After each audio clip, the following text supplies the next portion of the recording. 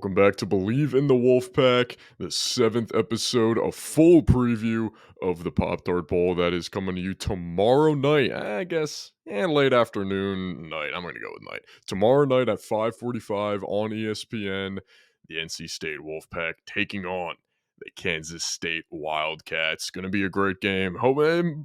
Maybe the best bowl game yet. Like I said, that Old Dominion game was a good one, but hey, this is number 18 taking on number 25. Might be the best matchup we have so far. But before we get into the full preview, just quick updates from the basketball side of things, the winter sports side of things. The men's and women's team both on a nice little break right now.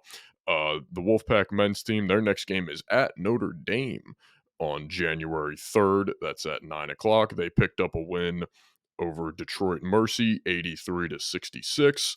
And then the women's team is still third in the nation, which is just unbelievable. They beat Old Dominion. Oh, I think I mentioned this. Yeah, and they beat Old Dominion 87-50. Their next game, so they've had off for quite a bit as well. Their next game is New Year's Eve at Virginia at 6 o'clock. So both basketball teams just, resting up a little bit right now, getting ready for conference play as it is right around the corner, if not closer. So let's get into the Pop-Tart Bowl. NC State looking to get 10 wins. This would be their 10th win on the year, sitting at 9. Closed out the year very well. Ended on a 5-game winning streak after the whole MJ Morris, Brennan Armstrong thing. Brennan Armstrong will start. He is playing. Peyton Wilson confirmed not playing, which is a bummer, but it's the right decision. He's going to be a day 2 pick. I think he's going to be... I think he should be a mid to late second round pick at worst in my mind. I mean, there's a reason he's first team a consensus first team All-American, Chuck Bednarik Award winner. Still has the Combine Pro Day coming up.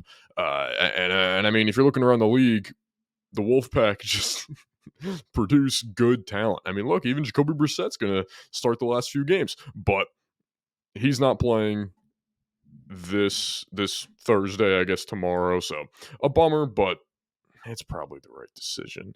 Brennan Armstrong is starting, but for Kansas State, their starting quarterback will not be playing. It will be Avery Johnson. He gets the start since Will Howard, their starting quarterback for the entire year, transferred to USC, which is a bit surprising. We've seen a ton of guys transferring out of the Trojans, and Will Howard is transferring into USC. So good for him. Good luck to him and all. But Avery Johnson will get the start. Avery Johnson, a freshman. He's 6'2", 188 pounds, and he is a running quarterback. Against Texas Tech earlier in the year, he had 13 carries for 90 yards and scored all 5 touchdowns for K-State. 13 carries. He's a quarterback. He's not a runner. He had 13 carries for 90 yards and 5 touchdowns. That is insane. I mean, that is unbelievable. His passing numbers aren't bad, but he's a running quarterback. He is 100% a scrambler and, improviser, whatever word you want to use for him. He's gonna take the ball down and run with it. I am trying to find the rest of his kind of numbers from the year. Yeah, I mean, a few games he kind of got in there. He was being mixed in with Will Howard for the most part, but Will Howard was the starter overall. I think his best passing game was against TCU. He went 5 for 10 with 90 yards and 1 touchdown. Only has 3 total passing touchdowns on the year and 300 yards on the year with a 65% completion percentage. Whereas for, rushing yards, he has 45 carries on the year, 225 rushing yards, and 6 touchdowns. 5 of them coming in the Texas Tech game. That's just impressive. That's great. But, he just has more rushing attempts than he does passing attempts. I mean, his longest pass is only where was that? Yeah, it was only 13 yards more than his longest rush. I mean, he's a running quarterback. We're going to see a very heavy ground game from both sides, but especially from Kansas State. And I believe their leading receiver, yeah, Ben Sinnott, their leading receiver, their starting tight end, is not playing in this game either. He is turning pro, so he is sitting out for the Pop Tart Bowl. They still have DJ Giddens, though, the 1,000-yard running back. I believe Tashawn Ward transferred, though, so they won't have him as the backup running back. But Giddens has 1,075 yards on the year, averages 5.5 yards a carry, and had 9 touchdowns on the year. Actually, tied for the most rushing touchdowns on Kansas State with Will Howard. So I guess, by default, he leads the team in rushing touchdowns. But with Avery Johnson, you're going to play to his strengths, especially in his first real start as a fresh. Yeah, he's a freshman. It's in a bowl game that you can say doesn't mean anything. It doesn't really have any. There's no implications on the rest of the year. It's the last game of the year. You can say that, but they're going to play to his strengths. They're still going to want him to be confident. So I don't think they're going to try anything fancy and try and like force him to be a pocket passing quarterback. I think they're especially because that's another thing. Their offensive coordinator, Colin Klein, he left to go be with what's his name? Mike Elko. He went to go be the OC under Mike Elko, I believe, at Texas A&M. So you get a first. Really, you lose your offensive coordinator, who was also working with Will Howard pretty much the entire year. You have a new offensive coordinator, a new quarterback. You lost your backup running back. You lost your best. I mean, I'm at this point, I'm calling tight ends receivers because there's more receiving tight ends than there are blocking tight ends. The only real the first blocking tight end I can think of is Darnell Washington from Georgia last year, and that's because he was 6'8", near 300 pounds, if not at least 300 pounds. He's a blocking tight end, but every tight end is a receiving tight end. You can put almost any tight end in the country in any level in the slot, split out wide. So I'm just going to go with their leading receiver, Ben Sinnott. He's out. He's not playing. New OC, new quarterback. It's going to be a very heavy ground game. It's going to be a lot of options, I think, between Avery Johnson and Giddens to where, for NC State, the defense has been incredible all year. The defense has been so good. Obviously, losing your captain, your best defensive player, Peyton Wilson, is going to hurt, but you have to expect that they're going to run the ball. You have to make Avery Johnson beat you with his arm. Turn him into a pocket passing quarterback. When he steps up in the pocket, give him no running lanes and force him to step up and continue looking downfield, which is a very difficult thing for a first-year freshman quarterback in his very first start to do and to remember. For the most part, he's going to go back to, his instincts and just what feels natural and comfortable to him, which is looking for those running lanes, getting outside, trying to break a tackle, stiff arm a defensive end, and whatnot. So the defensive line especially, and the linebackers, but in my mind, more so the defensive line because that's where everything starts. Is the line of scrimmage, of course. You got to stay honest with the run. You want to get sacks, you want to rush the quarterback, but to do that, you need to put them in those situations. You have to get them in these third and longs, these second and longs. If they're running, which I imagine it's going to be 70% of first downs, if not more, K-State's going to be running the ball. You have to stop them. You got to keep them to, a 2nd and 9, 2nd and 10, even push them back, get a tackle for a loss. Sometimes tackles for losses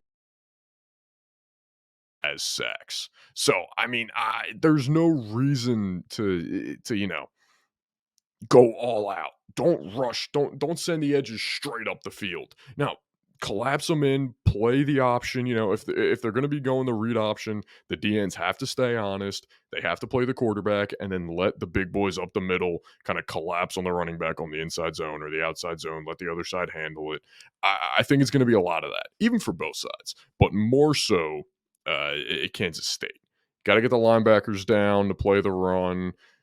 D tackles got to pinch and really just focus on shedding your block as opposed to bull rushing and possibly just going too far to where, you get a great push and you get in the backfield, but by the time you kind of realize, hey, this is a great push from in the backfield, the running back is already behind you for at least a 4-yard gain. It's going to be a very run heavy game. Just got to focus on that. And if he beats you with his arm, if Avery Johnson can beat you with his arm and he throws for 300 some yards or even high 200, 280 some yards and a pair of touchdowns or more, hey, good for him. He balled out then. Like if he's beating you with his arm in his first start as, a primarily running quarterback, good for him.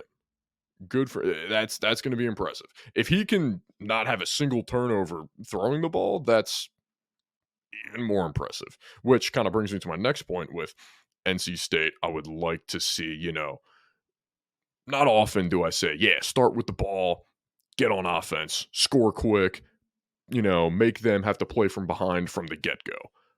But I think that's a pretty good strategy in this case. If you can start with the ball, drive down the field, you get 6, get a stop on defense, boom, you come back, maybe you don't even get 6, maybe you just get it to 10-0. But if you can make them play from behind early on with an inexperienced new quarterback and a team that is going to be running the ball 99, not 99, 60, 70% of the time, honestly, probably 60% of the time, that's going to hurt their game plan. They're going to run out of time. They're not going to be able to, mount a comeback. And then when they have to pass the ball, then you can start rushing those guys and get the bull rush going and the defensive ends coming off the edge trying to get a sack. Make him uncomfortable back there. Then that's when the turnovers will come, thinking, oh, I have to make a big play. I have to do this. I have to do everything. I have to, win the game by myself. And then when that starts to happen, you just get easy turnovers. So the one thing that even more you got to focus on even more for NC State is they're going to be, if they don't go to the option, there's going to be a lot of runs to that left side. Connor Beebe, I believe Beebe is how you pronounce his last name, left guard for Kansas State, projected second round day 2 pick in the NFL draft. He is playing in this game, so credit to him. Like I said, Peyton Wilson, good for him, for being smart about his future. But you always respect a guy who is going to go to the draft and most likely going to get drafted. You always respect when he plays in his team's final bowl game, even if not college football playoff, just the Pop-Tarts Bowl. So credit to him, but he is going to be a monster on that left side. I imagine that's where most of the running plays will go if they're not any kind of option or even the counters may go that way. But if it's a 3rd and short situation, 4th and 1, they go for it. They're at the goal line. I wouldn't be surprised if they're at the goal line and it's 1st and goal and they're at the 5. I wouldn't be surprised if it's just 4 straight inside zones right behind. Did I say Connor? Cooper Beebe. Sorry, I think I said Connor. I don't know how that's just hitting me now. But Cooper Beebe, I wouldn't be surprised if it's just 4 straight inside zones right off of him in that left guard spot. Because, I mean, there's a reason Giddens has 1,000 yards on the year. He's a great running back, don't get me wrong, but you got a day 2 left guard. Just go to that left side. that's obvious. That's one of those like, hey, okay, they probably know it's coming, but we're gonna do it anyway because we're just better. And for the most part this year, they were. So credit to K-State. And then even then for the Wolfpack, it's going to be a very ground-heavy game with Brennan Armstrong being the team's leading rusher on the year. And even Concepcion, he obviously can split out wide, a great receiver, but he's going to be in the backfield getting the carries a lot. I think this is going to be a very kind of ground and pound, 3 yards in a cloud of dust. Some guy's going to break off a 25-yard run. It's going to be like, whoa, hey, there we go. You got a spark. And but yeah, it's going to be, I don't know about low scoring. I just think both teams are going to be running the ball a lot, and where almost every first down is going to turn into a 2nd and 7 or a 2nd and 6, 2nd and 8. So it may be a quick game as well. if we're just running the ball and everyone's staying in bounds, it may be a very quick game. And next thing you know, you see ESPN saying, "Hey, whoa, whoa, we got to take some longer TV timeouts to get all these commercials and sponsors in that paid for these spots." So keep that in the back of your mind. If you start to get annoyed towards, third quarter, fourth quarter of, man, they're really stopping every play. They're really getting every commercial in they can. Just know, ESPN, they gotta do it. And then one more thing before I get to the whole prediction. Like I said, ground game, guys are out. K-State's been good all year. Played Texas very well. I think they lost to Texas in overtime, 33-30. So that's a moral loss. But being a bowl game, being the Pop-Tarts Bowl, not being a college football playoff game, I would like to see some antics. I would like to see some trickery, some trick plays. There was I can't remember the team, but they, tossed a screen out to their big man, their left tackle. He catches it. He's got his guys blocking for him, and he could have walked in the end zone easily. But you see him kind of go up to the safety or the corner who was coming down trying to make a play. They got this 5'11", 180-pound safety going up against this 6'5", 330 left tackle. You see the left tackle with the ball, he just goes in, lowers the shoulder just to, get a hit in, get that contact in with the safety trying to make a tackle. He was never going to make the tackle. The left tackle just wanted to, get a pop in. It was pretty good. But I'm excited to see if there's any like trick plays. Maybe whoever it is starts off the game with an onside kick. I don't know. Maybe, you got some return antics where you're throwing it across the field like some Music City Miracle type stuff. And also, I'm just very excited for the trophy presentation and to see the mascot, because that trophy, I may have to rework my, stance on the long snapper trophy being the best one I've seen. That Pop-Tarts trophy is beautiful. Listen, you throw what looks like, honestly, to me, they look like gold encased Pop-Tarts on the side with a football toaster on top with 2 Pop-Tarts sticking out. I mean, come on. Come on. That's hilarious. I love it. They got to pass that thing around like it's the Stanley Cup. How you like drink out of it, eat cereal out of it, and whatnot. You just got to, everyone gets a turn with the Pop-Tarts trophy, and just get your Pop-Tarts popped out of it in the morning. It'd be pretty good. But yeah, I'm excited just for, the bowl game shenanigans and what kind of chaos and weirdness could come from this game. So with that, final score prediction, I think Kansas State is favored. I think they're 2.5-point favorites. Yes, Kansas State is 2.5-point favorites, despite having one less loss than NC State, being in the Big 12, playing, Oklahoma and Texas and all them, probably, whatever, tougher conference and whatnot. Yeah, they're 2.5-point favorites. They opened actually as 4.5-point favorites. Line dipped a little bit. NC State, obviously, NC State's, they're winning. They're going to win. It's going to be maybe at times an ugly game. Maybe at times it stalls for a bit. But I think NC State is going to come out with a 24-20 win. I think the ground game and even just this defense, the NC State defense is going to play a big factor. I wouldn't be surprised if we see the Wolfpack defense come up with 2 or 3 turnovers. Maybe one goes back for a touchdown, and that's how you get one. Maybe there's a special teams touchdown. I think the defense is going to play a big role.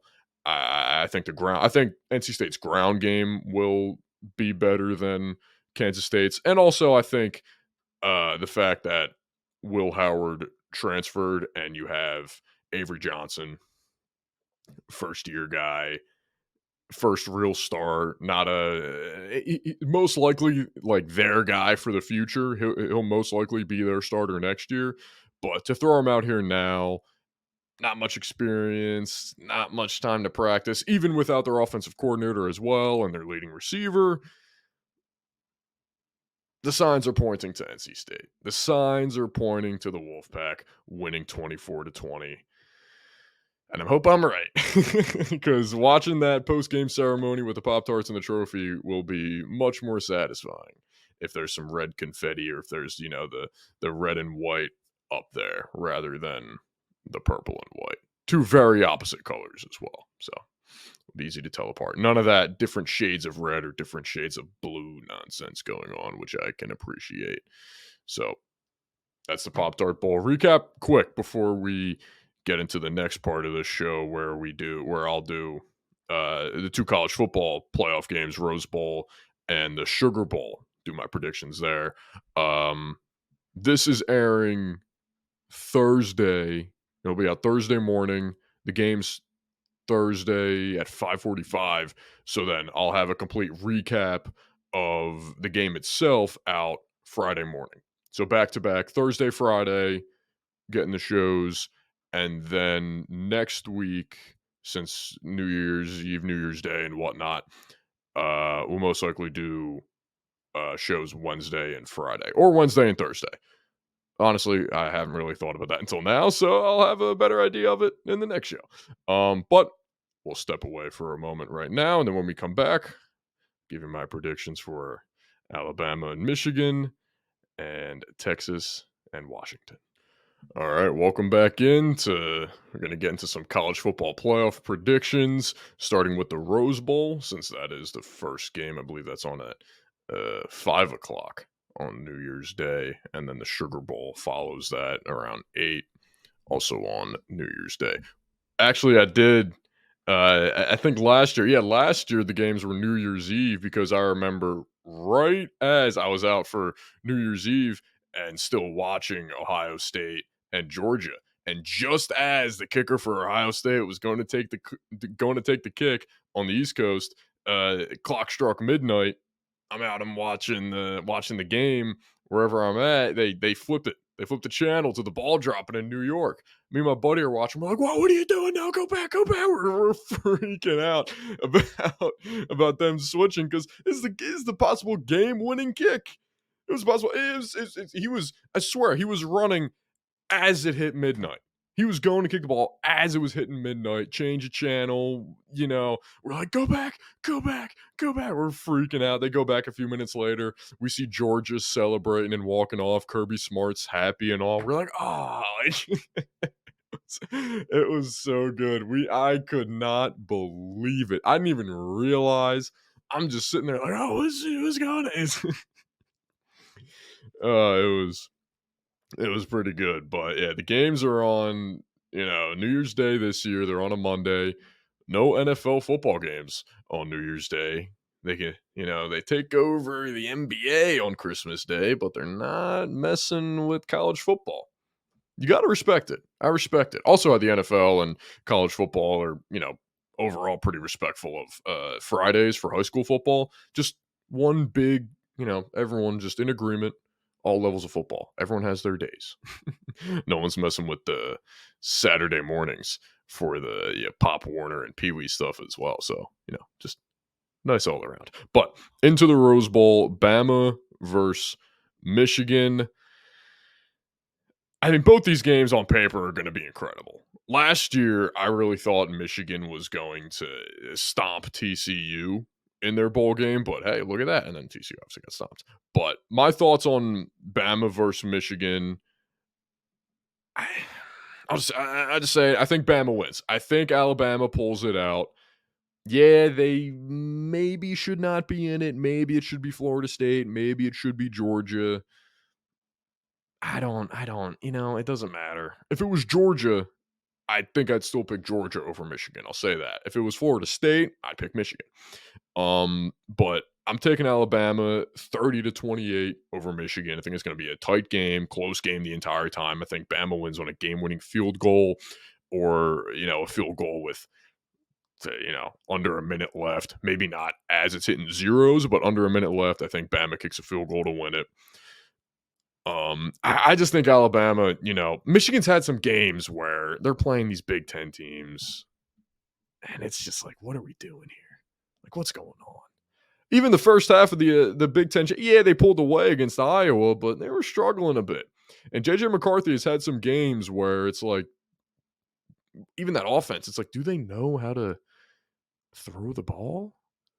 Like, you're just relying on your running back, and you're just kind of hoping that you don't need to throw it, because that game against Penn State, I think either team had under 100 yards passing. Let me find it.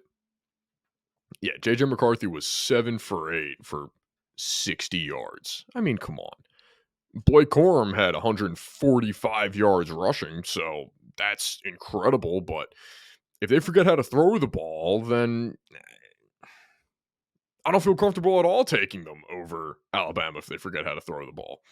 But even then, Alabama has trailed in 9 of their 13 games this year, and they've won 8 of them. The one they lost was to Texas, of course. I think Jalen Milroe has, like I said a few episodes ago, he's been incredible these last few weeks, these last few games. I think he's going to be, obviously he's going to be an X factor because he's the quarterback, but I think he's going to have just a great overall game. I think he's going to be making plays with his legs. I think he's going to be making these big throws. He's going to take the shots downfield, and they're going to be just beautiful deep balls. I do think he's going to, just be a major X factor and be the player that Alabama needs him to be. He's going to make the smart plays. He's going to, maybe he can throw over the middle in these intermediate routes finally, but I think he's going to be a major X factor and a major reason why they win this game. And this may be just, completely, I don't even know what to call it. Just taking stuff from the past about Michigan, but Harbaugh just can't win the big game. He can't. I'm sorry. He can't. God, you were, I think, touchdown favorites last year against TCU. They put up 51 points on you. The only real big games you've been able to win is Big Ten games. I'll give you Ohio State. Consistently have beaten Ohio State the last 3 years. You beat them every time the last 3 years since Ryan Day has been there. That's good. Usually beat Penn State. Don't drop many games in the Big Ten. That's cool. Hasn't won a big bowl game. Has not won a big bowl game. With everything happening with Harbaugh this year, the cheating stuff, the NFL rumors being, pretty consistent since week 8, week 7 of college football, I think. And the NFL rumors have always been there. They just feel intensified this year. I'll say that. I don't think. I think Harbaugh's tenure at Michigan, it may be ugly. This may end ugly. I think he loses to Bama and then jumps ship and goes to the NFL. And there was that deal on the table for him. It's the 10-year deal. Don't go to the NFL, whatever. But I don't know. I just don't think. I think he goes back. He went to a Super Bowl in the NFL. I think he goes back. Is it with the Bears, Chargers? Who knows? I think he goes back. But as for Alabama and, their head coach, Nick Saban, if you've heard of him, I think he also has the edge. I think being the 4th seed in the college football playoff, Saban loves to kind of feed off that kind of stuff, saying they're underrated, they're doubted, even though they're Alabama. But he loves to feed off of that kind of stuff, and he loves to use it to his advantage. And also what he is going to use to his advantage, I just saw this earlier. It was from a, little press conference with Jim Harbaugh, where Jim Harbaugh just called Jalen Milroe a, quote, polished Alex Orji, who is Michigan's backup quarterback, who is most likely going to be their guy once McCarthy is gone. But he pretty much just called Jalen Milroe, the starter for Alabama, a polished backup quarterback. Yeah. You'd be crazy if you don't think Saban's going to see that and show it to Milrow, or someone's going to show that to Jalen Milrow, and that's going to put that extra chip, that extra edge, that extra, just oomph that they need. And then you're going to hear a comment about it post game about, hey, am I a polished backup quarterback now? So that may come back to hurt Michigan and Harbaugh in the end. But, Michigan, I wouldn't be surprised if Michigan pulls this out. I think it's going to be a close game regardless. There's a reason they're the 1 seed. They've beaten everybody this year. They're undefeated. They've looked good in pretty much every game. But I'm just going with Harbaugh. You can't win the big games. Saban's a phenomenal coach. Duh. And I don't know. I'm also just slightly conference biased. It's the SEC. Listen, love our Wolfpack, but you put them with Alabama in the SEC, it's gonna be a little more difficult. The SEC is just it's the best conference in the country, plain and simple. But moving on to the Sugar Bowl, Texas taking on Washington. Texas the 3 seed, Washington the 2. I don't know. I thought about this game a lot. I really like Washington. I don't know if it's just because, they're the last real Pac 12 conference winner. They looked good all year. Big wins over Oregon. I really like Michael Penix. I really like Odunze and Dylan Johnson, kind of their three-headed playmaker skill guys and whatnot. But I think I got to go Texas here. I think I'm going Texas. I think it's going to be a high-scoring game, shootout-like, but I do think Texas having a much better defense, I think that will come into play late in the game. I think it's going to be a shootout up until the 8-minute mark in the fourth quarter whenever Washington has the ball, and then you're really going to see that Texas Longhorn defense just kind of, buck up and lock in. Maybe they get a big sack on Penix, make it a 4th and 13 that they have to go for, and then they don't get it. Texas gets the ball, scores, gets a field goal. That's pretty much the nail in the coffin right there. Maybe they get a pick, a fumble, or something. I think the defense will come up in the fourth quarter and kind of put a stop to the shootout. Texas pulls away at some point in the fourth quarter, and Washington will fall short. I mean, Texas also has a much better run game, so if they can get out and have lead, Dylan Johnson is incredible, don't get me wrong, but there's just more options on that Texas side, I believe. So if you can get out to a decent lead, get up to 13-point lead, 10-point lead, even a 7-point lead late in the game, you may be able just to kind of sit on that, rely on your running game, and then just close out the game that way. But again, I think the defense is going to play a big part. Quinn Ewers has been very smart with the ball all year, only 6 interceptions on the year. He's played very well against top teams. I mean, even against Alabama, he was incredible. I still think about his performance against Alabama. He was awesome. So I'm going with a rematch from earlier this year in Alabama and Texas championship. Score, I think Texas wins 45-35. Like I said, shootout, Washington scoring a lot, Texas scoring a lot, and then fourth quarter, maybe it's 35-35, or maybe Texas is up by 3. They get a stop to where Washington could have scored, could have tied the game, whatever, took the lead. And then Texas gets another field goal, another touchdown, or something to really kind of pull away, and you end up winning by 2 scores. That makes sense. I think they pull away. I think they cover. And regardless, I think it's going to be a great weekend of college football bowl games. Really getting into the really good New Year's 6 bowl games. It's going to be an exciting weekend. I'm looking forward to it. I hope you're all watching, and we'll be right back here tomorrow with a full recap of the Pop-Tarts Bowl. Hopefully it's a positive recap, but we'll see you then, and go Pack.